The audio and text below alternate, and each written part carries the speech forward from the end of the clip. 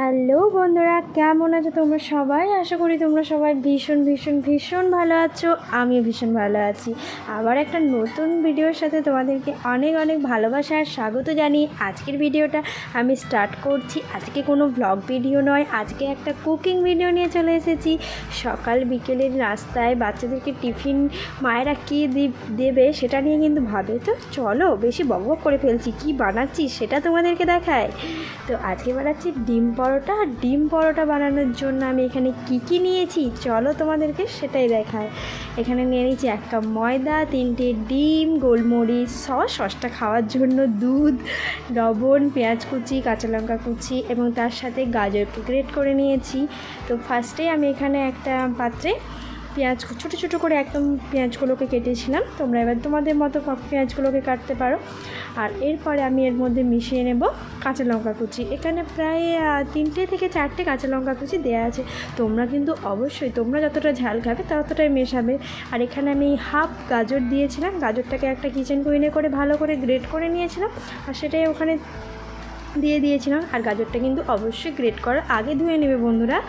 তো তারপরে এর মধ্যে পরিমাণ মতো লবণটা দিয়ে দিচ্ছি। লবণটা কিন্তু তোমরা একটু আন্দাজ মতো দেবে। আমি এখানে যতটা পরিমাণ করেছি ততটা পরিমাণে কিন্তু লবণটা দিয়েছি, ঠিক আছে?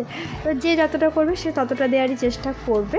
আর এরপরে আমি এর মধ্যে কিন্তু একটু কাশ্মীরি লঙ্কা গুঁড়ো দিয়ে দিচ্ছি বা একটু ঝাল লঙ্কা গুঁড়োও দিয়েছি। আর সামান্য পরিমাণ 1 চিমটি জাস্ট হলুদ গুঁড়ো দিয়ে দিচ্ছি। আর এর সাথে থাকছে অবশ্যই ব্ল্যাক পেপার পাউডার। এই গোলমরিচ যদি না দাও স্বাদটা কিন্তু ঠিকমতো আসবে না। এটার একটা স্মেল যেটা খুব সুন্দর লাগবে।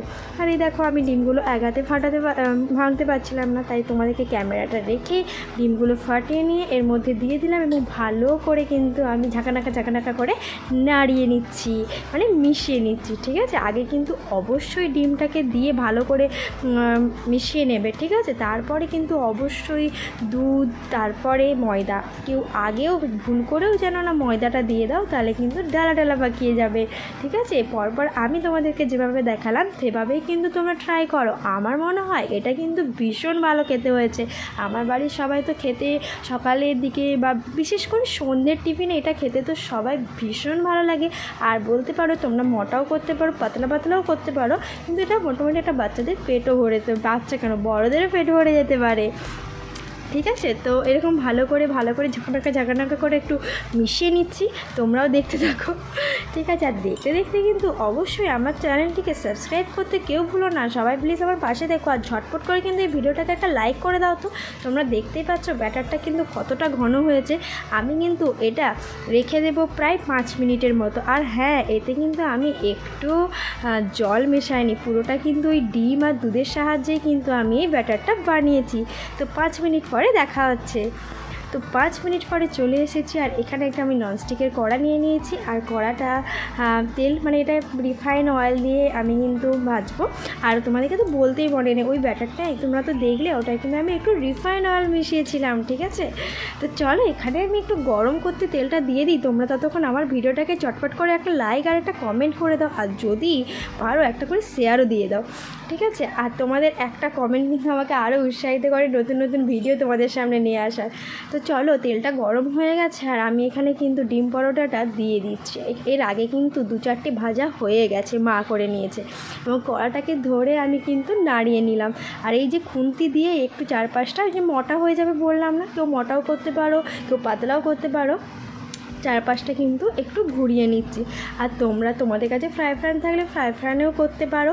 ওই যে মা ওখানে তাওয়াতে করছিল, আমি আর ওটাতে করলাম না। আমার কড়াটাতেই সুবিধা হলো, কারণ কড়াটাকে 2 হাতে হ্যান্ডেলটা ধরে ভালো করে নাড়িয়ে নিতে পারবো, তো সেই কারণে। আর আমি কিন্তু অবশ্যই গ্যাসের ফ্লেমটাকে একদম লোতে করে রেখেছিলাম, তাহলে একদিকটা চুয়ে যাবে আর একদিকটা হবে না, ঠিক আছে? এই জন্য। তো কিছুক্ষণ পরে উপর দিকে দেখতেই পাচ্ছ যে একটু টেনে নিয়েছে। তো টেনে নেওয়ার পরে আমি কিন্তু এটা উল্টে দিলাম। আর এই পাশটা দেখতে পাচ্ছ কেমন একটু হালকা ব্রাউন কালার চলে এসেছে। আমার কিন্তু এই সাইডটা, আরেক সাইডটা হয়ে গেলে আমার কিন্তু একদম রেডি হয়ে যাবে ডিম পরোটা। এই দেখো দুদিকটাই কিন্তু আমার খুব ভালোভাবে হয়ে গেছে। একটু হতে টাইম লাগে, মিনিমাম তুমি ধরো 3-4 মিনিট। গ্যাসের ফ্লেমটাকে কিন্তু অবশ্যই তোমরা কমিয়ে করবে, নাহলে কিন্তু ভেতরটা কাঁচা রয়ে যাবে। হ্যাঁ, প্রথমে গ্যাসের ফ্লেমটাকে বাড়িয়ে রাখবে, তারপরে অবশ্যই কমিয়ে দেবে। তো গরম গরম আমার ডিম পরোটা একদম রেডি। তোমরা কিন্তু দেখতে পেলে আমার গ্যাসের ফ্লেমটা কিন্তু একদমই লোতে ছিল। আর হ্যাঁ, এখানে আমি জাস্ট পাট করে তোমাদেরকে দিয়ে দিলাম। এটা কিন্তু তোমরা একটু রোলের মতো করে ছুরি দিয়ে পিস পিস করে কেটেও দিতে পারো, আর তার সাথে অবশ্যই সস দিয়ে খেয়ে দেবে। আর কেমন লাগে আমাকে কিন্তু অবশ্যই তোমরা বাড়িতে বানিয়ে অবশ্যই জানাবে যে তোমাদের কেমন লেগেছে।